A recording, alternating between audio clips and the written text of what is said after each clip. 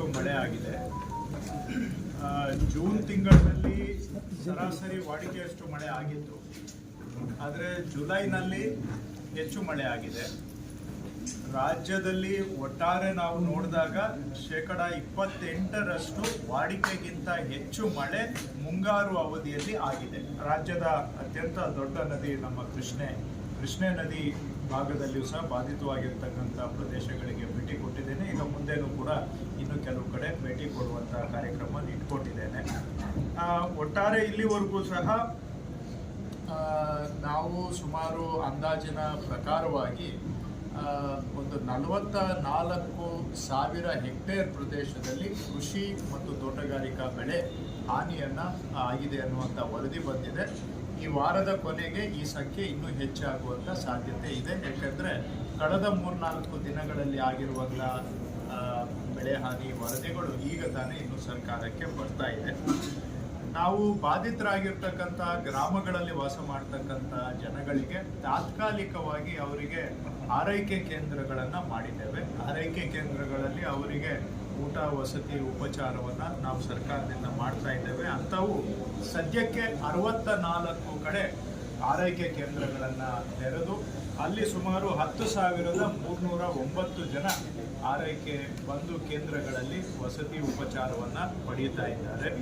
ಹಾಗೂ ಇಲ್ಲಿವರೆಗೆ ರಾಜ್ಯದಲ್ಲಿ ಸುಮಾರು ಒಂದು 830 ಮನೆಗಳು ಹಾನಿಯಾಗಿದ್ದಾವೆ. ಸಂಪೂರ್ಣ ಹಾನಿಯಾಗಿರುವಂಥದ್ದು ಪ್ಲಸ್ ಭಾಗಶಃ ಹಾನಿಯಾಗಿರುವಂಥದ್ದು ಒಂದು 3-4 ಮನೆ ಇದೆ. ಹಾಗೂ ಪ್ರಾಣ ಹಾನಿನೂ ಕೂಡ ಆಗಿದೆ. ಈ ವರ್ಷ ಸುಮಾರು 48 ಪ್ರಾಣಹಾನಿ ಪ್ರಕರಣಗಳು ಆಗಿದ್ದಾವೆ. ಅದರಲ್ಲಿ ಎಲ್ಲವೂ ಕೂಡ ಮಳೆಯಿಂದ ಅಂತ ಅಲ್ಲ, ಸುಮಾರು 8 ಜನ ಈ ಸಿಡಿಲಿನಿಂದ ಪ್ರಾಣಹಾನಿ ಆಗಿದೆ. ಮತ್ತು ಮರಗಳು ಉರುಳಿ ಸುಮಾರು 6 ಜನ ಸಿಕ್ಕಾಕೊಂಡು ಮೃತರಾಗಿದ್ದಾರೆ. ಮನೆಗಳು ಕುಸಿತದಿಂದ 14 ಜನ ಮತ್ತು ನೀರಿಗೆ ಇಳಿದಿರುವಂಥವರು, ನೀರಿನಲ್ಲಿ ಬಚ್ಚಿ ಹೋಗಿರ್ತಕ್ಕಂಥವ್ರು 12 ಜನ ಇದ್ದಾರೆ. ನಾನು ಈಗಲೂ ಕೂಡ ದಾರಿಯಲ್ಲಿ ಬರುವಾಗ ನೋಡಿದೆ, ಕೃಷ್ಣ ಇಷ್ಟು ಪ್ರವಾಹದಿಂದ ತುಂಬಿದೆ.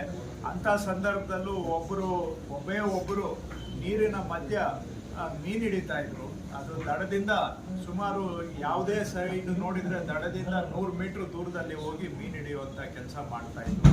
ನನ್ನ ದೃಷ್ಟಿಯಲ್ಲಿ ಇದು ಒಂಥರ ಬೇಜವಾಬ್ದಾರಿತನ ಆಗುತ್ತೆ. ನದಿಗಳು ಉಕ್ಕಿ ಹರಿಯುವಾಗ ಆ ಉಕ್ಕಿ ಹರಿತಾ ಇರುವಂಥ ನದಿಯಲ್ಲಿ ಮೀನು ಹಿಡಿಯುವಂಥದ್ದು, ಈಜೋದಕ್ಕೆ ಹೋಗೋದು, ದಯವಿಟ್ಟು ಇದನ್ನು ಮಾಡಬಾರದು ಅಂತ ನಾನು ಜನರಲ್ಲಿ ಮನವಿ ಮಾಡ್ತೇನೆ. ನಾನು ಜಿಲ್ಲಾಧಿಕಾರಿಗಳಿಗೆ, SP ಗಳಿಗೆ ಸೂಚನೆ ಕೊಟ್ಟಿದ್ದೇನೆ. ಯಾರಾದರೂ ಕೂಡ ಇಂತಹ ಸಮಸ್ಯಾತ್ಮಕ ಸ್ಥಳಗಳಲ್ಲಿ ನೀರಿಗೆ ಇಳಿಯುವಂಥ ಸಂದರ್ಭದಲ್ಲಿ ನಿರ್ದಾಕ್ಷಿಣ್ಯವಾಗಿ ಕ್ರಮ ತಗೊಂಡು ಅವರನ್ನು ನೀರಿಗೆ ಇಳಿಯುವುದನ್ನು ತಡೆಗಟ್ಟಬೇಕು. ನಾಳೆ ಒಂದು ಪ್ರಾಣ ಹಾನಿ ಆದರೆ ಆ ಕುಟುಂಬದ ನಷ್ಟವನ್ನು ನಾವು ಯಾರೂ ಭರಿಸಲಿಕ್ಕೆ ಸಾಧ್ಯ ಇಲ್ಲ. ಹಾಗಾಗಿ ಪ್ರಾಣ ಉಳಿಸೋದಕ್ಕೆ ಎಲ್ಲ ಕ್ರಮಗಳನ್ನು ಕೈಗೊಳ್ಳಬೇಕು. ಅಧಿಕಾರಿಗಳ ಮಾತಿಗೆ ಜನ ಗೌರವ ಕೊಡಲಿಲ್ಲ ಅಂದರೆ ಅವರಿಗೆ ಲಾಠಿಯ ಬಿಸಿಯನ್ನು ಮುಟ್ಟಿಸ್ಬೇಕು.